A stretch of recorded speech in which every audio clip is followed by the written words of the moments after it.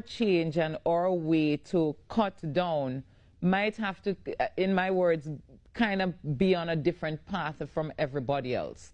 Do you believe, that time that we're taking to make the changes, as you said, it's a good opportunity for us to get the young people on board and do training and stuff, but training in what? What is it that you think we need to put in place now so that when we get to, where we need to be, where carbon emissions are concerned, that we have a population that is sensitized?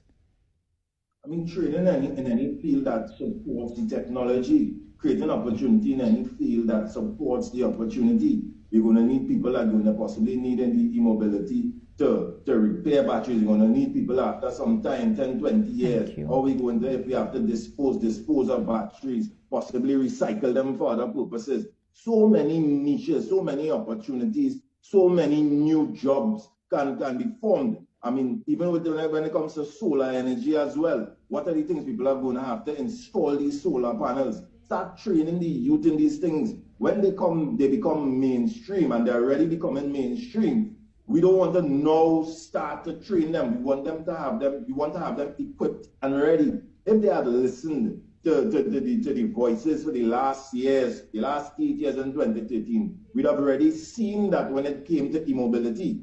So we need them, and I continue to say, we have a challenge in Trinidad and Tobago where we incentivize. We bring things like GATE and all these things, but we incentivize without focus. Had we been doing that and had incentivized education and these technical skills with a focus and possibly reducing carbon footprint or in renewable energy, we'd have had a lot of younger people now who may have been trained and have degrees, and actually something that in the near future they would be able to have a job in, open a business in. We have a lot of children, a lot of young adults now who have degrees and have no jobs because of that. Because GATE was free and you just went and get a degree and you don't have any place to be right now. I've always used as an example Jamaica and Cuba, where they focus on sport, because education is broader than academia, where they focus on sport and they've been able now to have one of the best track teams, or they're the best track country, they're the fastest woman, fastest man in the world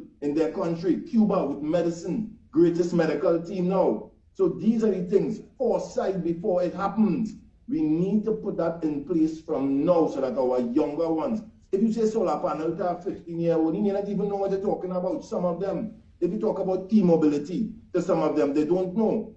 So we need to have these things put in place. We need, particularly for that age group between 14 and 25, when they can access this for free, so that they, by the time they get older, can see opportunity or can. Let me use myself as an example. I was a young boy that came out of St. George's College at the age of 16 with next to no passes. And it was because this whole foreign news industry came out and knew it was a new industry, and because I knew how to use the internet and knew how to use messengers and systems like MSN and ICQ, that I was at the age of 16 with no income, able to then start a foreign news business.